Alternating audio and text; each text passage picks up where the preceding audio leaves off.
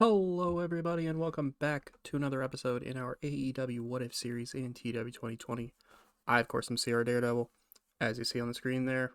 Sierra Daredevil on Twitch, Sierra Daredevil 05 over on Twitter.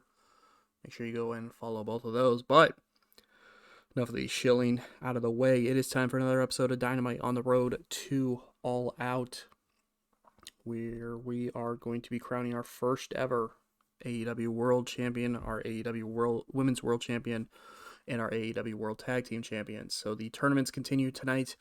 Tonight will be the final first round matches of all the tournaments. So after tonight, you will know everybody who is involved in the tournaments and who will all be in the quarterfinals or semifinals for them.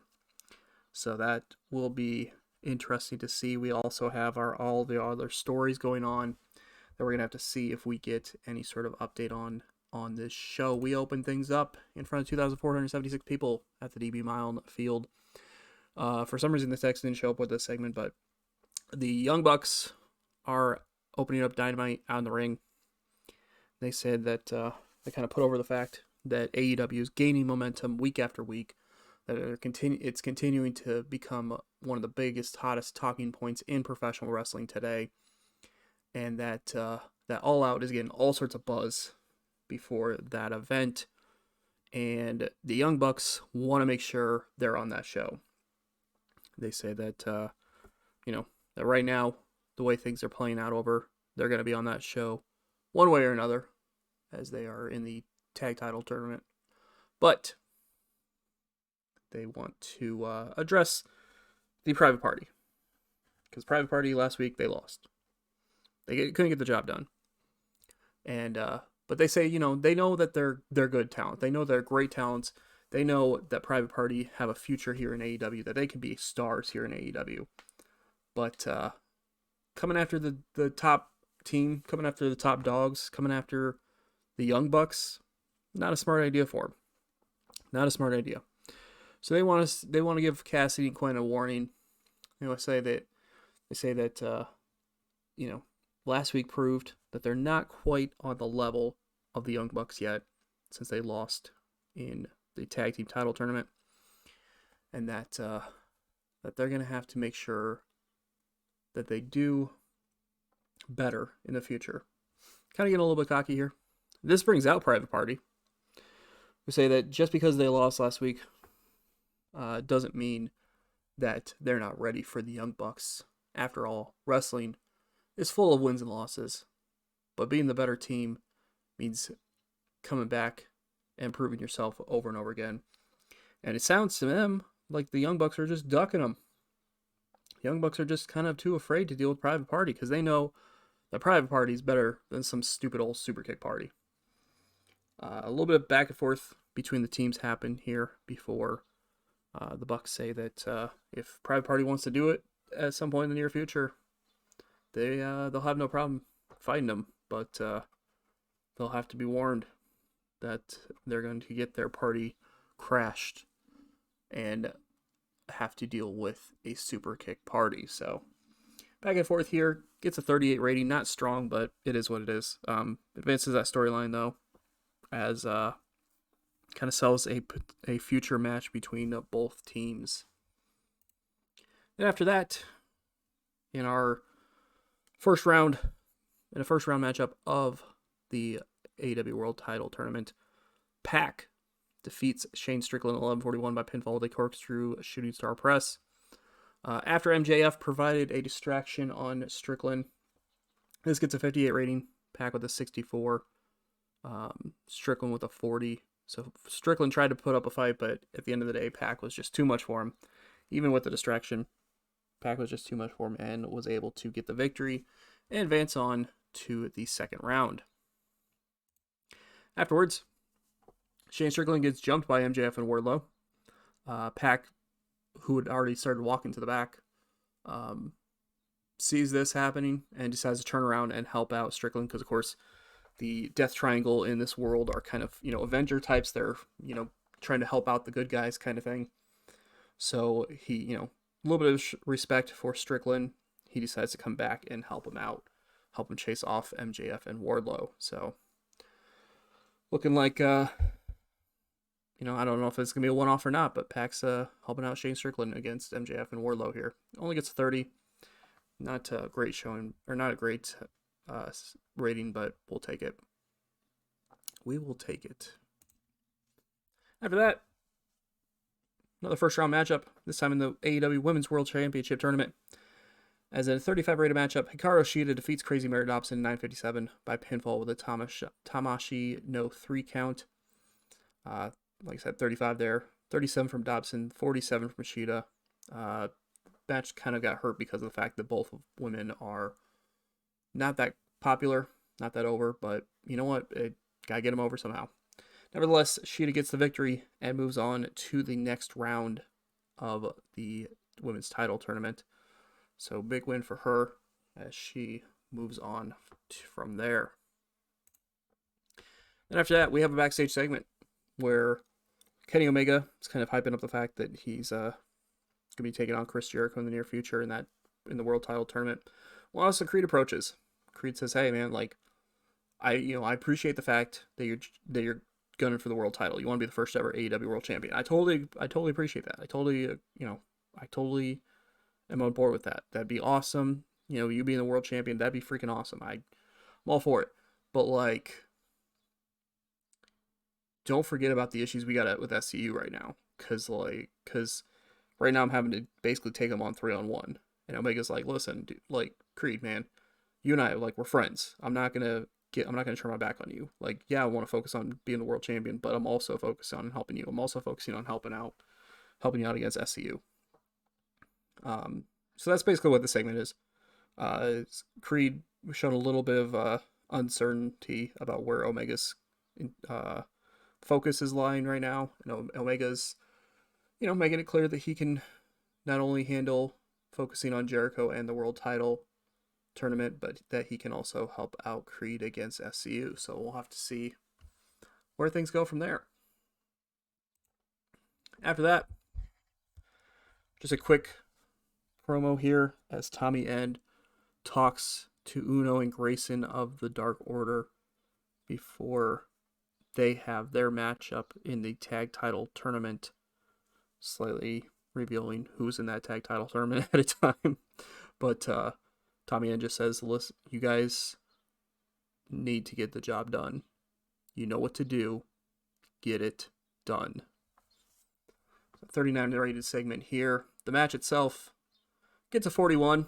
Not strong, but the Dark Order are able to defeat the Best Friends in 12:04 when Stu Grayson pins Trent with a fatality. 41 rating for the match. Uno with a 34, 57 from Grayson, 42 from Trent, 52 from Chuck Taylor. So the Dark Order advance to the second round of the World Tag Title Tournament. 41 rating there. Crowd was turned off. Whatever. I don't care. But yeah, so back and forth matchup there. But the Dark Order were able to get the victory and advance on to the second round. Afterwards, the Inner Circle has a brief promo with Sammy Guevara not knowing what the hell he's saying off script, and Hager struggled off script as well. So great stuff there. Jericho carried this segment. But essentially, the Inner Circle kind of are backstage, and they're kind of laughing about the fact that the Best Friends couldn't get the job done in the tag title tournament, and that how are they supposed to be weary of the Best Friends when the Best Friends can't even get a victory, can't even get victories like that. Completely ignoring the fact that just last week they lost. Orange Cassidy and Trent defeated Sammy Guevara and Jake Hager, but we're just pretending that didn't happen. 48 rating for the segment here, as the Inner Circle kind of putting themselves over and saying they're better than the Best Friends. We'll have to see. Eventually, they're going to end up having a match. We'll have to see when that ends up happening. Then we have an interview segment in the ring where Andrea Ocampo is interviewing Alexis Kaufman, who is talking about advancing in the women's title tournament and talking about her recent issues with Dr. Britt Baker, who shows up. Britt Baker shows up and says that Kaufman can speak all she wants. She can say all the words that she wants over, but this is Britt Baker's house. This is AEW. And just because Kaufman couldn't hack it in Stamford, doesn't mean that she can come into Baker's house and try to steal her spotlight. Kaufman kind of responds by saying, I was able to have plenty of success in the other place, and now I'm here to prove my dominance across the world when it comes to women's wrestling. And if you want to be a loudmouth little pain in the ass that you're going to be, all you have to do is meet me in that ring, which it seems like we're going to be doing here soon. And Kaufman kind of gets a little cocky, or Lexus, I guess, kind of gets a little cocky about everything. And kind of says that despite the fact that Baker might be a dentist, at least, or not that part, but she says that it's a good thing that Baker is a dentist, because when Kaufman beats her and sends her running away with her tail tucked between her legs, at least she'll have something to fall back on. The crowd's like, oh! So a little bit of build up for the rivalry there before their matchup here soon. 35 rating for the segment, not too bad. After that, not really involved in the tournaments at all. We just have a match with Cody Rhodes. He gets a victory over Bear Bronson in 8:38 by pinfall, the Beautiful Disaster. 61 rating for the match, 66 from Cody Rhodes, and 40 from Bronson there. This is basically just, let's get Cody on the card. Let's have him in a match. Getting a victory here. And obviously what happens after the match is that Brian Cage runs in and beats the hell out of Cody Rhodes. So, again, Cage with another attack from behind, hitting, we'll say he hit the drill claw, and lays him out, leaving him laid out as he stands over him, once again, standing tall. Eventually going to have a match between these two, but we'll have to see when it ends up happening. Then after that, we have a little bit of a brief interview backstage with Andrea Campa and Leva Bates, as Andrea kind of asks Bates, like, what's your mindset right now, knowing that the person who'd been stalking you recently was someone who you fought by the side of for so long, like for so many years, and kind of briefly shows highlights of like them working together in Shimmer and them working together in like other places. And Bates is like, listen, I don't know why Mia's acting like this. I don't know why she's attacking me, but if she wants a fight, I'm not going to back down from a fight. So kind of a little bit of a strong message there for Mia Yim, as Leva Bates is clearly not happy about what Mia's done recently. Speaking of Mia, she has her first round matchup in the AEW Women's Title Tournament and defeats Zoe Sky in 9:51 by pinfall with a Sky Yim. 43 rating for the match, 44 from Yim, 29 from Sky. So Mia Yim moves on to the second round, where she will take on Hikaru Shida, who won earlier in the night. So that will be a good matchup for sure. But Mia Yim with the victory, and moving on to that second round. Then after that, we have a couple of interviews right before the main event that's going to reveal what the main event is. As we have Jay Lethal kind of backstage promo saying that tonight he is in the World Title Tournament in the main event, and tonight it's his opportunity to shine. It's his opportunity to prove that he is the focus point in professional wrestling, that he is the gatekeeper. He is the one that anybody who wants to claim that they're the best has to go through, because he is Jay goddamn Lethal. 51 rating there. Then after that, his opponent, that is Penta L0M, cuts a promo and talks about how he has no fear, he has no worries. He is Penta L0M, and he will put the fear in Jay Lethal. And then shouts out the Zero Mero kind of thing. 57 rating there. So it will be Jay Lethal and Penta in the final first round matchup in the AEW World Title Tournament. And in a 70 rated matchup, my freaking god, what a match for the main event. Is in a decent matchup, Jay Lethal defeats Penta in 14:55 by pinfall with a Hail to the King. after Steve Macklin, one half of the Prisoners of War, comes out and distracts Penta. Of course, both, the Lucha Bros and the Prisoners of War have been having issues recently with each other. Penta gets distracted, and Lethal is able to get the victory over Penta and move on to the second round of the World Title Tournament. 57 from Lethal, 68 from Penta, 70 rating for the main event. Very, very good stuff there. Dynamite ends this week with a 63 rating, increasing popularity everywhere. Cannot go wrong with that. I'm excited for that. Let's go. That's very exciting to see. Glad to see that. It's a big victory for AEW this week. And a very strong main event.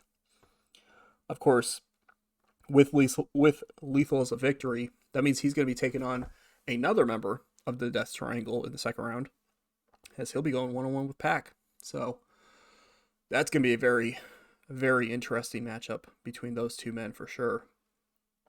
Jay Lethal and Pac going at it in the second round of the tournament. So once this loads, we will go over the second rounds of each one of those tournaments. Of course, second round matches will be happening next week.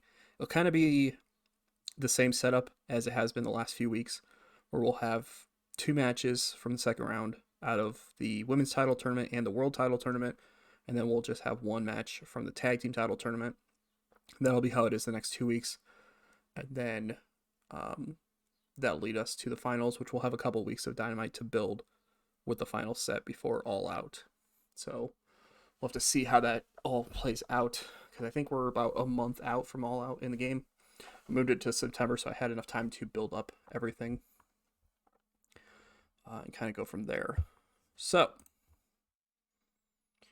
there it is. So, the quarterfinals, if you will.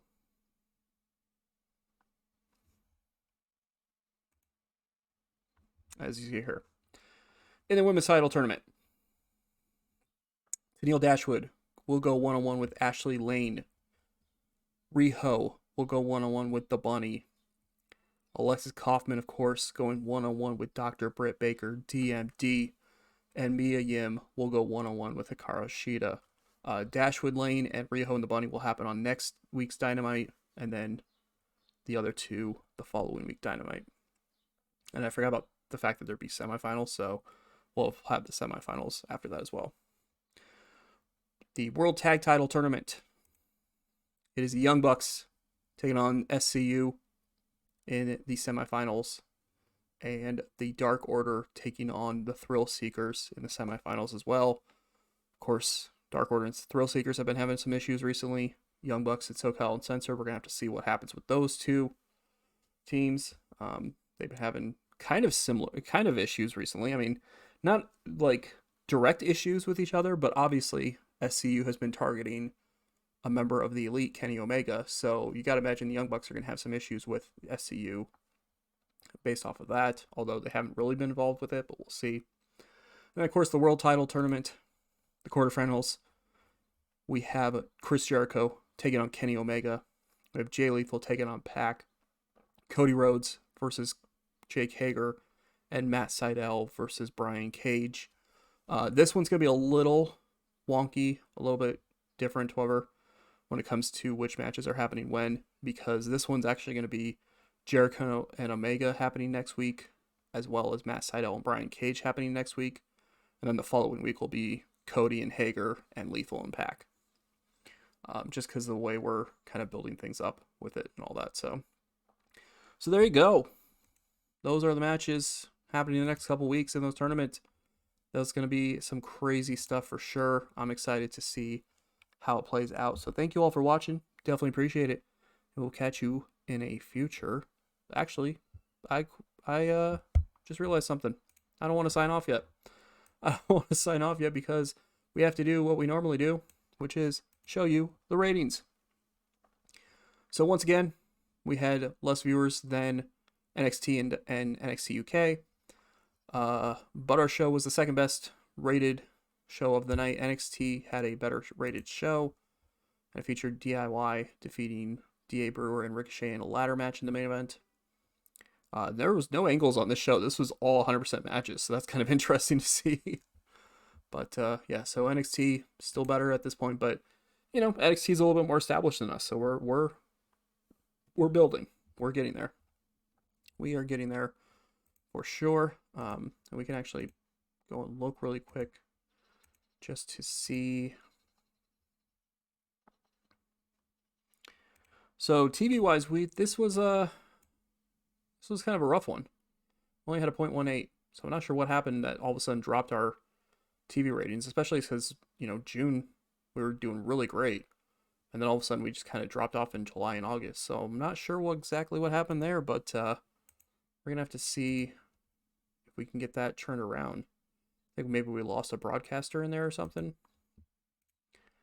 I'll have to look into it and figure out what's going on with that. But nevertheless, we're still building it up, still getting to All Out. So thank you all for watching. Definitely appreciate it. We'll catch you all in a future video.